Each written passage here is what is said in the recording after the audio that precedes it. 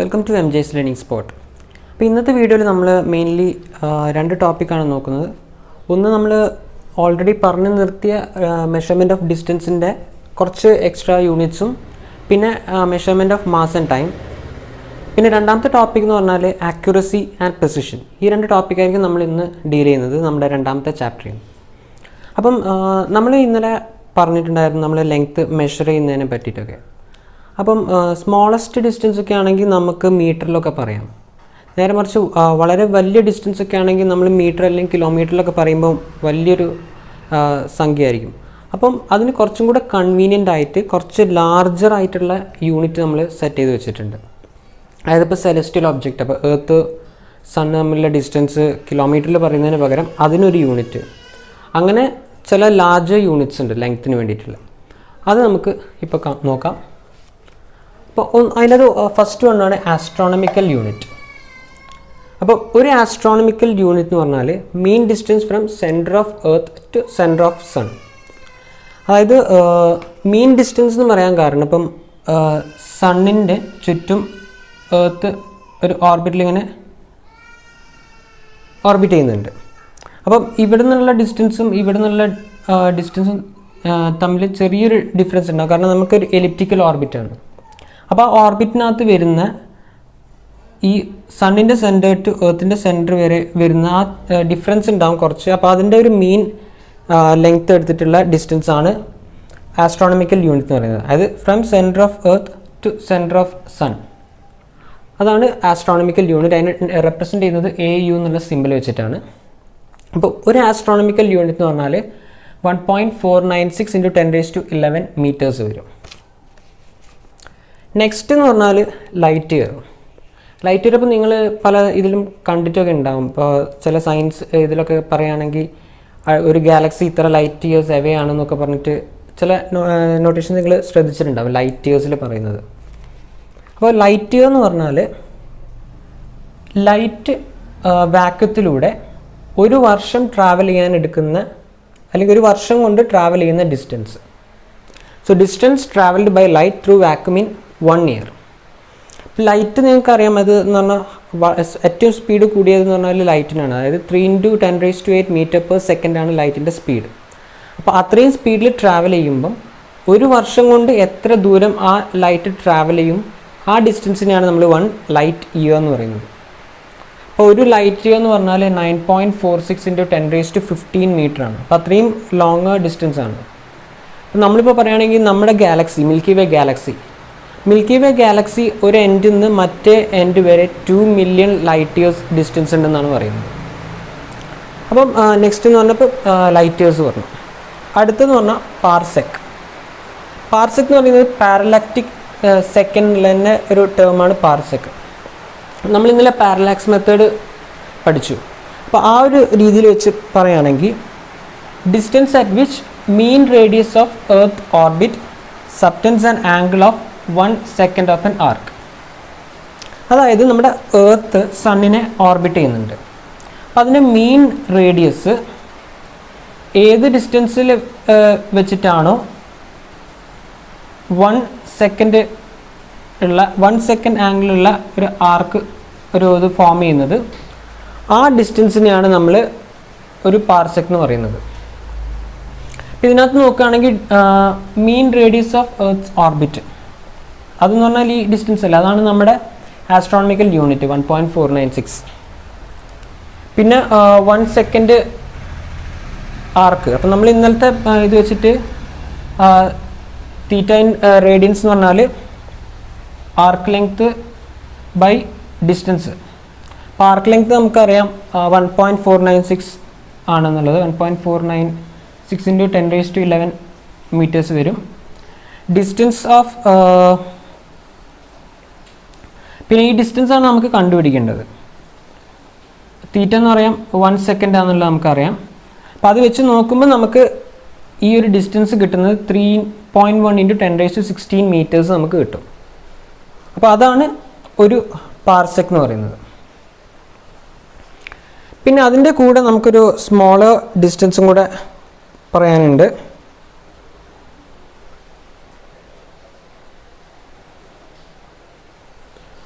അപ്പോൾ ആ smaller distance എന്ന് പറയുമ്പം ഇത് ഒരു കാര്യം പറയാനുണ്ട്. ഇപ്പോൾ 1 സെക്കൻഡാണ്, ആ സെക്കൻഡ്സിലുള്ളത് നിങ്ങൾ റേഡിയൻസിലേക്ക് കൺവേർട്ട് ചെയ്യണം ഇവിടെ. അപ്പോൾ റേഡിയൻസിൽ കൺവേർട്ട് ചെയ്യുമ്പം 4.83 × 10⁻⁻6 റേഡിയൻസ് വരും. കാരണം ഈ 1 വെച്ച് ചെയ്തപ്പോൾ നിങ്ങൾക്ക് ഡൗട്ട് തോന്നും ഇതല്ലേ കിട്ടുക എന്നുള്ളത്. റേഡിയൻസിൽ കൺവേർട്ട് ചെയ്തിട്ട് വേണം നമ്മളെപ്പോഴും കാൽക്കുലേറ്റ് ചെയ്യാൻ വേണ്ടിയിട്ട്. അപ്പോൾ ഇത് ലാർജർ ഡിസ്റ്റൻസ് ആണ്. ഇനി നമുക്ക് വളരെ ചെറിയ ഡിസ്റ്റൻസിനൊക്കെ നമ്മൾ കോമൺ ആയിട്ട് യൂസ് ചെയ്യുന്ന ചില ടേംസ് ഉണ്ട്. അതിനകത്ത് ഒന്നാണ് മൈക്രോമീറ്റർ. മ്യൂ എം എന്ന് എഴുതും. അതായത് എം യും കൂടെ ജോയിൻ ചെയ്തിട്ടുള്ള ടൈപ്പ് ഒരു ലെറ്ററാണ് മ്യൂ എന്ന് പറയും. അതാണ് മൈക്രോമീറ്ററിന് നമ്മൾ യൂസ് ചെയ്യുന്നത്. 1 മ്യൂ എം. മൈക്രോമീറ്റർ എന്ന് പറഞ്ഞാൽ 10⁻⁻6 മീറ്റേഴ്സാണ്. അതായത് 1 മീറ്ററിനെ 1/6 കൊണ്ട് ഡിവൈഡ് ചെയ്താലുള്ള ഡിസ്റ്റൻസ് ആണ് ഇപ്പോൾ 10⁻⁻6 എന്ന് പറയുന്നത്. അതുകൊണ്ട് അതാണ് ഈ 10⁻⁻² എന്നുള്ള പവർ കൊണ്ട് നമ്മൾ മെൻഷൻ ചെയ്യുന്നത്. അപ്പോൾ മൈനസ് ഇല്ലാതെ 10⁻⁻² ഒരു വാല്യൂ ആണെങ്കിൽ ആ നമ്പർ ഇൻറ്റു 1 ഫോളോഡ് ബൈ അത്രയും സീറോസ് നമ്മൾ ഇടണം. (6) അല്ലെങ്കിൽ മൈനസ് ആ വാല്യൂ ആണെങ്കിൽ ആ number divided by 1 followed by എത്ര നമ്പറാണോ അത്രയും സീറോസ്. അപ്പം ഒരു മൈക്രോമീറ്റർ എന്ന് പറഞ്ഞാൽ 10⁻⁻6 മീറ്റേഴ്സ്. പിന്നെ നമ്മൾ കോമൺ ആയിട്ട് പല സ്ഥലത്തും കേട്ടിട്ടുണ്ടാകും നാനോമീറ്റർ. ഒരു നാനോമീറ്റർ എന്ന് പറഞ്ഞാൽ 10⁻⁹ മീറ്ററാണ്. നെക്സ്റ്റ് എന്ന് പറഞ്ഞാൽ ആംസ്ട്രങ്. ആംസ്ട്രങ് എന്ന് പറഞ്ഞാൽ നമ്മൾ എ എന്ന് എഴുതിയിട്ട് മുകളിലൊരു ഡിഗ്രിയുടെ പോലെ ഒരു സ്മോൾ 0 ഇട്ട് എടുക്കുന്നതാണ് റെപ്രസെൻറ്റ് ചെയ്യുന്നത്. 1 ആംസ്ട്രങ്. 1 ആംസ്ട്രങ് എന്ന് പറഞ്ഞാൽ 10⁻⁻10 മീറ്ററാണ്. പിന്നുള്ളത് പൈക്കോമീറ്റർ. നമ്മൾ പി എം എന്ന് എഴുതും. ഒരു പൈക്കോമീറ്റർ എന്ന് പറഞ്ഞാൽ 10⁻12 മീറ്റർ. പിന്നെ ഒരു ഫെർമിമീറ്റർ അല്ലെങ്കിൽ ഫെംറ്റോമീറ്റർ എന്ന് പറയും. അത് 10⁻⁻15 മീറ്റേഴ്സ്. ഇത്രയാണ് നമ്മൾ കോമൺ ആയിട്ട് നമ്മളൊരു ഡിസ്റ്റൻസ് ലെങ്ത്ത് പറയാൻ ഉപയോഗിക്കുന്ന യൂണിറ്റ്സ്. അതായത് ലാർജർ യൂണിറ്റ്സിന് നമ്മൾ ആസ്ട്രോണമിക്കലി ലൈറ്റ് ഇയേഴ്സ്, പാർസെക്ക്, സ്മോളറിന് മ്യൂ എം, നാനോമീറ്റർ, പൈക്കോമീറ്റർ അങ്ങനത്തെ ടേംസാണ് യൂസ് ചെയ്യുക. ഇനി നമുക്ക് measurement of mass and measurement of ടൈമും കൂടെ ഉണ്ട്. ചെറിയ 2 ടോപ്പിക്കാണ്. അപ്പോൾ നമുക്ക് മാസ് എന്ന് പറഞ്ഞാൽ എന്താ?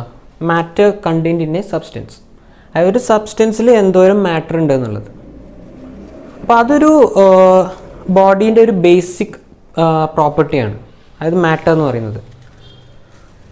അപ്പോൾ അതിൻ്റെ നമ്മൾ നോർമലി മാസ് മെഷർ ചെയ്യാൻ ഉപയോഗിക്കുന്ന SI യൂണിറ്റാണ് കിലോഗ്രാം. കിലോഗ്രാമിലാണ് നമ്മൾ മാസ് എല്ലാം പറയുന്നത്.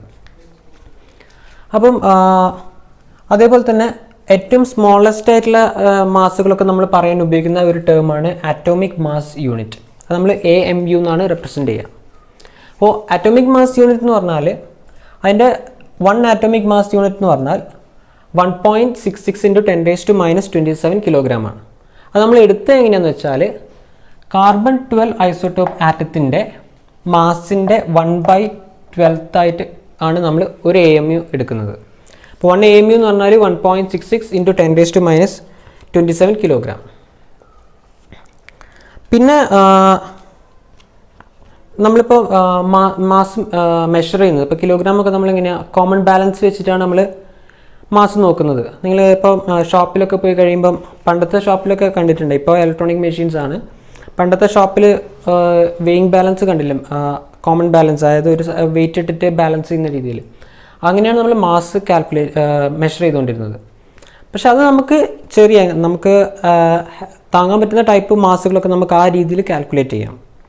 പക്ഷെ വളരെ വലിയ മാസ്സായത്, അതായത് ഇപ്പോൾ ഒരു പ്ലാനറ്റിൻ്റെ മാസ് അല്ലെങ്കിൽ ദൂരെയുള്ള അത്രയും വലിയൊരു മാസ്സായിട്ടുള്ള ഇതിൻ്റെ ആ മാസ് കാൽക്കുലേറ്റ് ചെയ്യുന്നത് എങ്ങനെയാണെന്ന് വെച്ചാൽ അതിന് നമ്മൾ ഗ്രാവിറ്റേഷണൽ ഇക്വേഷൻ ഉണ്ട്, ഗ്രാവിറ്റേഷണൽ മോഡൽ വെച്ചിട്ടാണ് നമ്മൾ ചെയ്യുന്നത്, ഗ്രാവിറ്റേഷണൽ മെത്തേഡ്.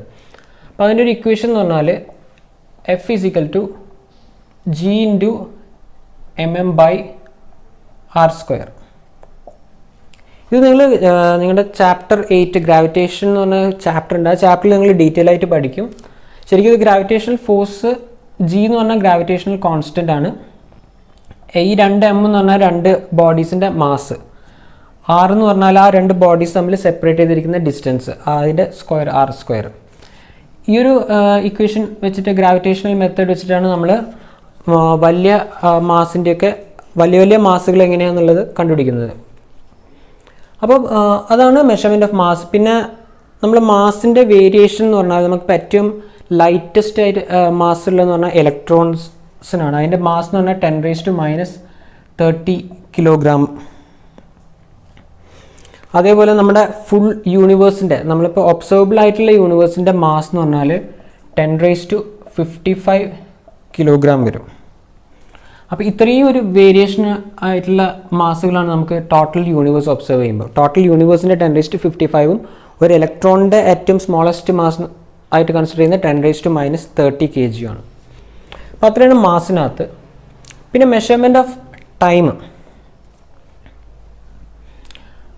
നമ്മൾ ടൈം കാൽക്കുലേറ്റ് ചെയ്യുന്നത് normally SI unit of time seconds ആണ്.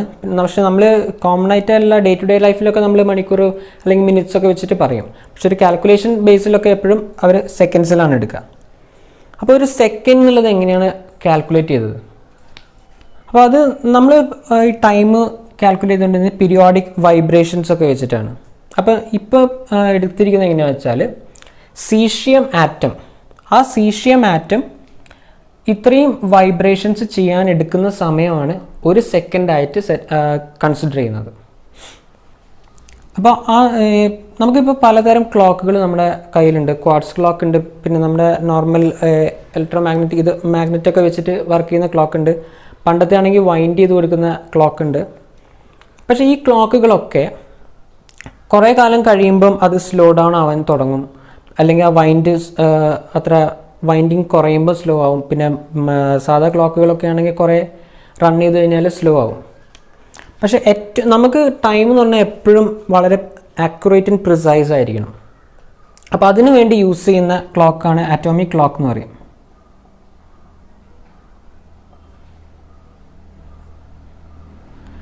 ഈ ആറ്റോമിക് ക്ലോക്കിനകത്ത് നമ്മൾ ഈ വൈബ്രേഷൻസിൻ്റെ ബേസിസിലാണ് നമ്മൾ അത് ഒരു സെക്കൻഡായിട്ട് കൺസിഡർ ചെയ്യുന്നത്. അപ്പോൾ ആ ക്ലോക്ക് എന്ന് പറഞ്ഞാൽ വളരെ പ്രിസൈസാണ്. അപ്പോൾ ആ ക്ലോക്കിൻ്റെ പ്രത്യേകത എന്ന് പറഞ്ഞാൽ വേറെ ഏത് ക്ലോക്കാണെങ്കിലും ഒരു വർഷമൊക്കെ കഴിയുമ്പോഴത്തേക്ക് അതിനകത്ത് വളരെ വലിയൊരു ചേഞ്ച് ഉണ്ടാവും ടൈമിൻ്റെ കേസിൽ.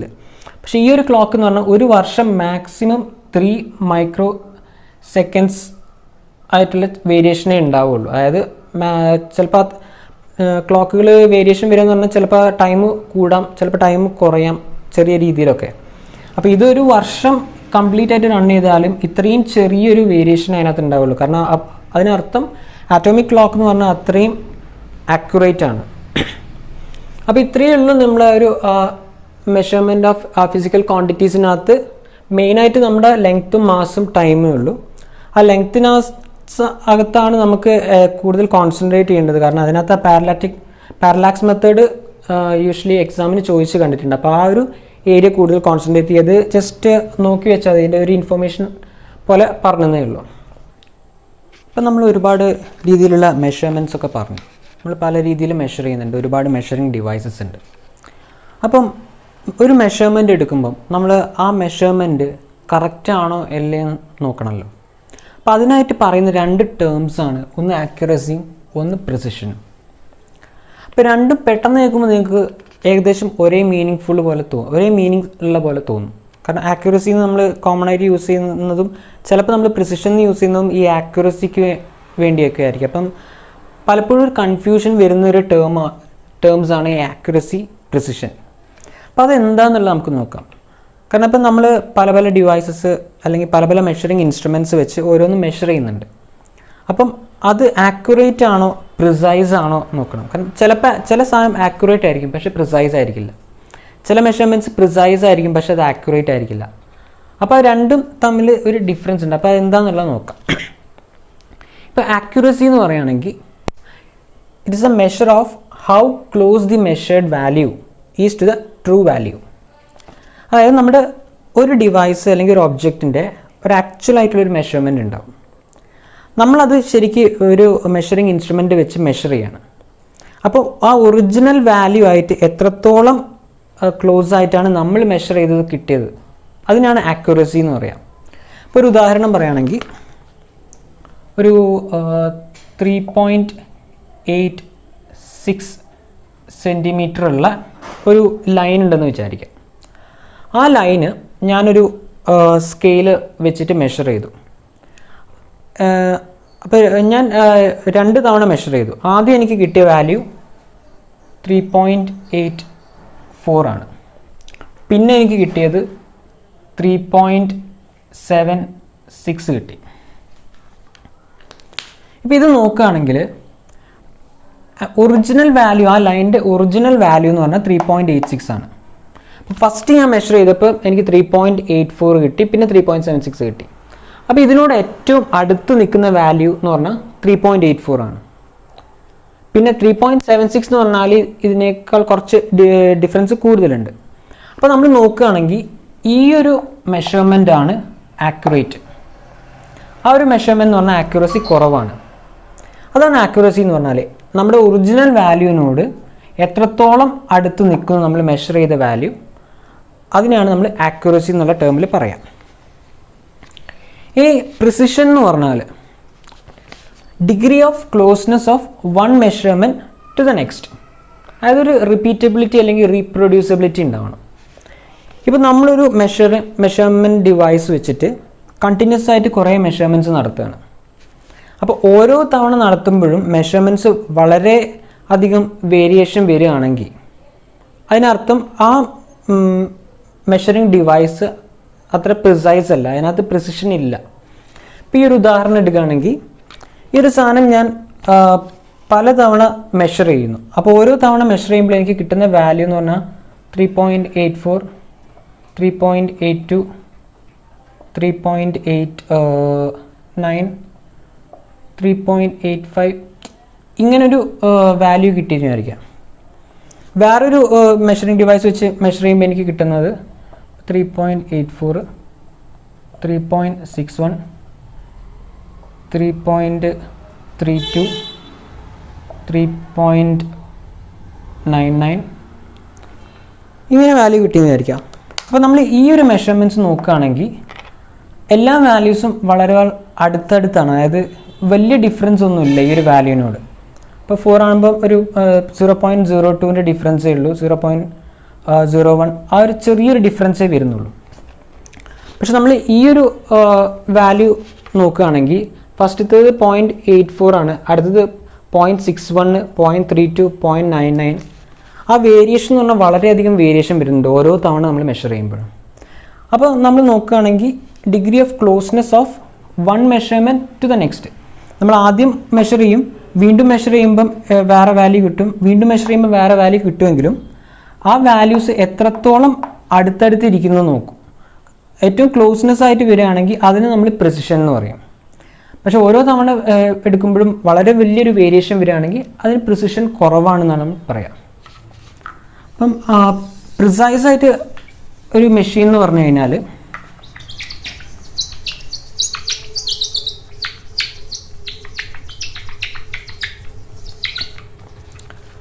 ഈ പ്രിസിഷൻ എന്ന് പറഞ്ഞാൽ നമ്മുടെ ആ മെഷറിംഗ് ഡിവൈസിൻ്റെ റെസൊല്യൂഷനെ വെച്ചിട്ട് നമുക്ക് പറയാം. അതായത് ആ ഒരു മെഷറിംഗ് ഡിവൈസിൻ്റെ ലിമിറ്റ് അല്ലെങ്കിൽ റെസൊല്യൂഷൻ.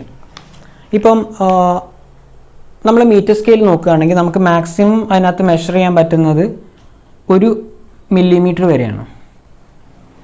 പക്ഷേ വെർനിയർ കാലിപ്പർ ആണെങ്കിൽ ഒരു 0.1 മില്ലിമീറ്റർ വരെ നമുക്ക് അതിനകത്ത് മെഷർ ചെയ്യാൻ പറ്റും. സ്ക്രൂ ഗേജ് ആണെങ്കിൽ 0.01 മില്ലിമീറ്റർ വരെ മെഷർ ചെയ്യാൻ പറ്റും. അപ്പോൾ നമ്മളൊരു വാല്യൂ എടുക്കുകയാണെങ്കിൽ കൂടുതൽ പ്രിസൈസ് വാല്യൂ കിട്ടുക എന്ന് പറഞ്ഞാൽ ഈ റെസൊല്യൂഷൻ ഏറ്റവും കൂടുതലുള്ള ടൈപ്പ് മെഷറിംഗ് ഡിവൈസിലാണ്. ഇപ്പോൾ ഇതിനകത്ത് നമുക്ക് എടുക്കുകയാണെങ്കിൽ ഇപ്പോൾ ഒരു മെഷർമെൻറ്റ്, ഇപ്പോൾ ഈ ഒരു മെഷർമെൻറ്റ് എടുക്കുകയാണെങ്കിൽ നമുക്ക് 3.8 വരെയൊക്കെ എടുക്കാൻ പറ്റുള്ളൂ. കാരണം മില്ലിമീറ്റർ ആണ് അതിൻ്റെ ഏറ്റവും മിനിമം വാല്യൂ. ഇപ്പോൾ ഇതിനകത്താണെങ്കിൽ 3.8 കഴിഞ്ഞ് ഒരു വാല്യൂയും കൂടെ നമുക്ക് എടുക്കാൻ പറ്റും. ഈ ഒരു രീതിയിലുള്ള മെഷറിംഗ് ഡിവൈസ് ആണെങ്കിൽ 3.86 കഴിഞ്ഞിട്ടുള്ള ഒരു വാല്യൂയും കൂടെ നമുക്ക് അതിനകത്ത് മെഷർ ചെയ്യാൻ പറ്റും. അപ്പം റെസൊല്യൂഷൻ അല്ലെങ്കിൽ ആ ലിമിറ്റ് ഒരു മെഷറിംഗ് ഡിവൈസസിൽ ഏറ്റവും സ്മോളസ്റ്റ് ഡിവിഷൻ ഏതാണോ അത്രയും ഡിവിഷൻസ് ഉണ്ടെങ്കിൽ അതിനകത്ത് നമുക്ക് കൂടുതൽ പ്രിസൈസ് ആയിട്ടുള്ള മെഷർമെൻറ്റ്സ് എടുക്കാൻ പറ്റും.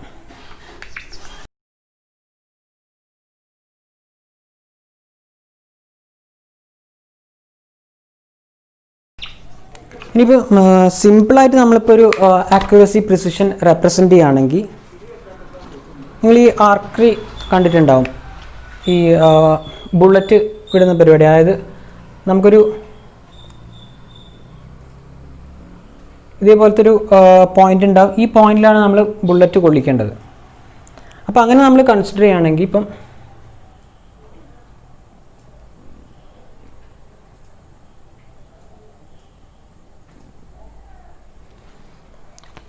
ഈ ഒരു രീതിയിൽ നമ്മൾ കൺസിഡർ ചെയ്യുക. ഇപ്പോൾ ഫസ്റ്റ് വരുന്ന ഒരാൾ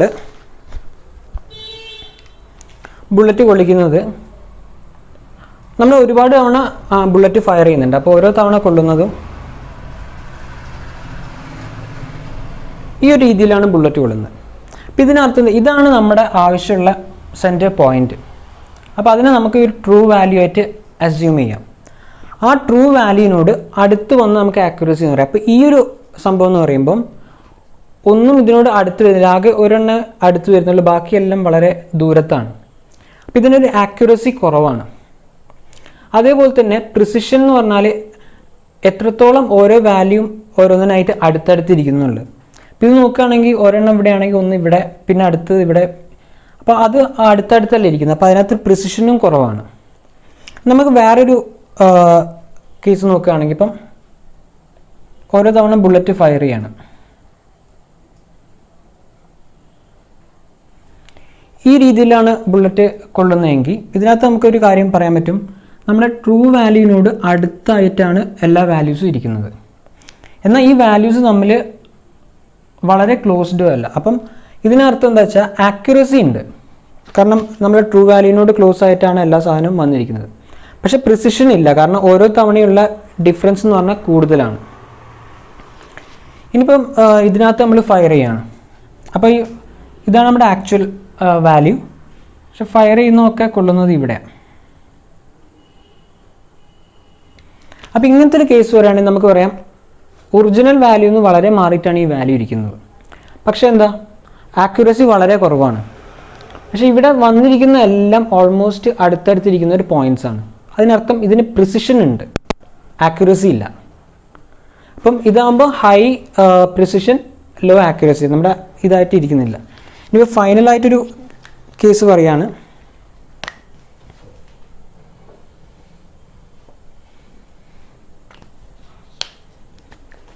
ഇങ്ങനത്തെ ഒരു കേസിൽ നമ്മൾ ബുള്ളറ്റ് ഫയർ ചെയ്യുന്നതെല്ലാം ഇവിടെ അങ്ങനെ കൊള്ളുന്നുണ്ട്. ഇതിനർത്ഥം വെച്ചാൽ നമ്മുടെ ഒറിജിനൽ വാല്യൂ ആയിട്ട് ക്ലോസ് ആയിട്ട് എല്ലാ ബുള്ളറ്റ്സും നിൽക്കുന്നുണ്ട്. അതേസമയം എല്ലാം ഓൾമോസ്റ്റ് അടുത്തടുത്താണ് ഇരിക്കുന്നത്. അപ്പോൾ ഈ ഒരു സിസ്റ്റം നോക്കുകയാണെങ്കിൽ ഹൈ ആക്യുറസി ഹൈ പ്രിസിഷനാണ്. ഇതാണ് പ്രിസിഷനും ആക്യുറസിയും തമ്മിലുള്ള ഡിഫറൻസ്. ഈ കേസിലാകുമ്പം ക്ലോസ്നെസ് ടു ഒറിജിനൽ വാല്യൂ ഉണ്ട്, വൺ മെഷർമെൻറ്റ് ടു ദ നെക്സ്റ്റും ക്ലോസ് ആണ്. അപ്പം ഹൈ പ്രിസിഷൻ ഹൈ ആക്യുറസി. ഇതെന്ന് പറയുമ്പം ലോ പ്രിസിഷൻ ലോ ആക്യുറസി. ഇതെന്ന് പറഞ്ഞാൽ ഹൈ ആക്യുറസി ആണ്, ലോ പ്രിസിഷൻ ആണ്. ഫൈനൽ വൺ എന്ന് പറഞ്ഞാൽ ഹൈ പ്രിസിഷൻ ആണ്, ലോ ആക്യുറസി ആണ്. അപ്പോൾ നമുക്ക് പ്രിസൈസ് ആയിട്ടുള്ള മെഷർമെൻറ്റ് നമ്മൾ ഓരോ തവണ കിട്ടുമ്പോഴും നമുക്ക് വേണ്ടതെന്ന് വെച്ചാൽ നല്ല റെസൊല്യൂഷനുള്ള മെഷറിങ് ഇൻസ്ട്രുമെൻറ്റ് വേണം. അതായത് ഏറ്റവും ചെറിയ ഡിവിഷൻ വരെ നമുക്ക് ആക്യുറേറ്റ് ആയിട്ട് ഏറ്റവും ചെറിയ ഡിവിഷൻ വരെ മെഷർ ചെയ്യാൻ പറ്റുവാണെങ്കിൽ നമുക്ക് ആ വാല്യൂ കറക്റ്റായിട്ട് ഐഡൻറ്റിഫൈ ചെയ്യാൻ പറ്റുള്ളൂ. അതേപോലെ തന്നെ മെഷറിങ് ആക്യുറസിയും കറക്റ്റായി വരണം. അതിന് നമുക്ക് വേണ്ടത് അത്രയും നല്ലൊരു മെഷറിങ് ഡിവൈസസും പിന്നെ ഒരുപാട് മെഷർമെൻറ്റ്സ് എടുത്തിട്ട് അതിൻ്റെ മീൻ വാല്യൂ ആണ് നമ്മൾ എപ്പോഴും ഒറിജിനൽ വാല്യൂ ആയിട്ട് കൺസിഡർ ചെയ്യാം. പക്ഷേ എങ്ങനെ നോക്കിയാലും നമ്മൾ ഏതൊരു മെഷറിങ് ഡിവൈസസ് എടുത്താലും അതിനകത്ത് ഒറിജിനൽ വാല്യൂന്ന് ചെറിയൊരു ഡിഫറൻസ് ഉണ്ടാവും. അത് പല കാരണങ്ങളും ഉണ്ടാവാം. അതിനെയാണ് നമ്മൾ എറേഴ്സ് എന്ന് വിളിക്കുന്നത്. അപ്പോൾ നമ്മൾ നെക്സ്റ്റ് ടോപ്പിക്ക് നോക്കുന്നത് എറേഴ്സ് ആണ്. അത് ഞാൻ നെക്സ്റ്റ് വീഡിയോ ആയിട്ട് ഇടാം. അപ്പോൾ ഈ ഒരു കാര്യത്തിൽ നമുക്ക് ഇത്രയേ പറയാനുള്ള, ആക്യുറസി പ്രിസിഷൻ തമ്മിലുള്ള മെയിൻ ഒരു ഡിഫറൻസ്.